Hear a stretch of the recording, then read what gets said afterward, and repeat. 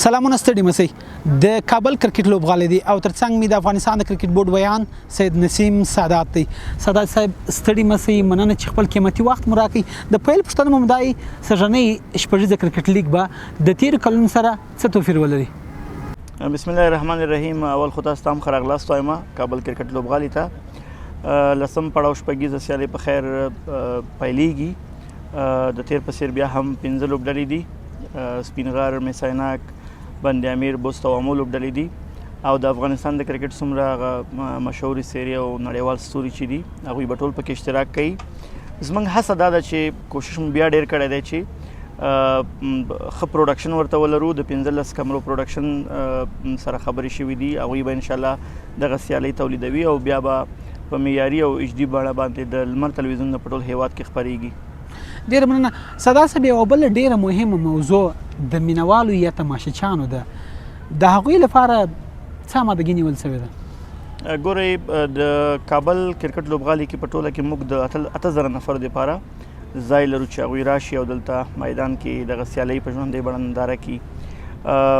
کله کله تاسې پوهیږئ مرکز دی، کابل دی، دلته د کرکټ مینوال بیخي زیات دي. د هر ولایت خلک دلته شته دی. کرکټ سره مینه هم زیاته ده. کله کله ډیر خلک وایي چې دلته گنجایش نشته. نو موږ هم پلان لرو چې دغه تشه چې موږ دلته موږ نور ځای نه لرو چې نور اضافي ځایونه جوړ کړو، چوکۍ جوړې کړو. هماغه څومره ځای چې دی هغه ټول آماده شوی دی. خو البته هیله مو او پلان مو دا دی چې په نورو میدانونو کې چې په زونونو کې موږ لرو چې دغه تشه هلته ډکه کړو. لکه د خوست میدان تاسې په جریان کې هستئ چې څو اونۍ وړاندې هلته 8000 نندارچیانو دپاره ځای و، د 2000 نورو دپاره افتتاح وشوه. دغه راز انشاءالله کندهار میدان کې، په کندوز میدان کې به هم تقریبا د 10000 نفرو دپاره ځای برابرو. په نجیب الله ترکی کرکټ لوبغالي کې هم دلته تقریبا 8000 نفرو دپاره ځای دی او کوشش مو کړی چې د بغلونو ته یو څه نور چوکۍ هم جوړې کړو.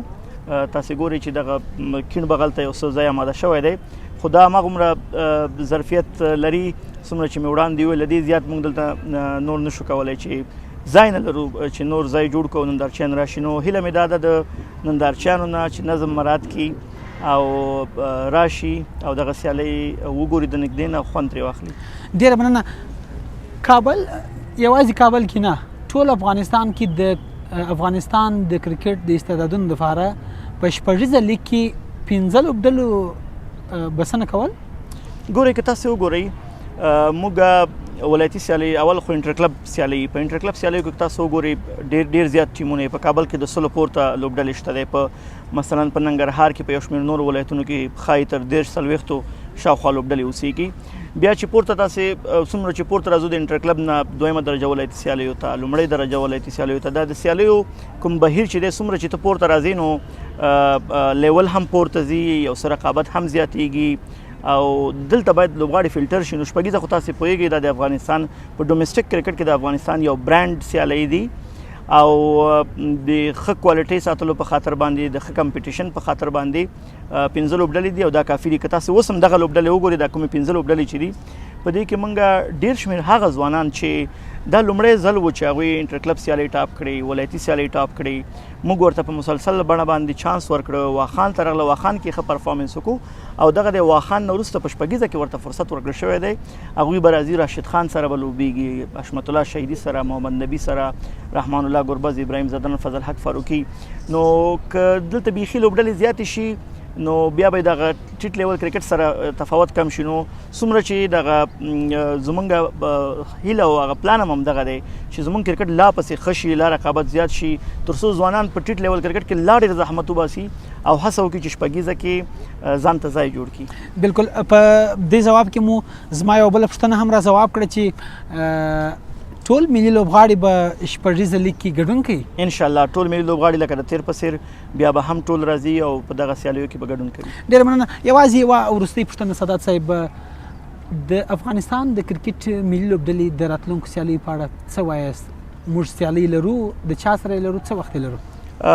فقط څه موده وړاندې، څو ساعته وړاندې به ووایم زموږ د نړیوال کرکټ مدیر په همدې اړه یو ویډیو کلیپ خپور شو.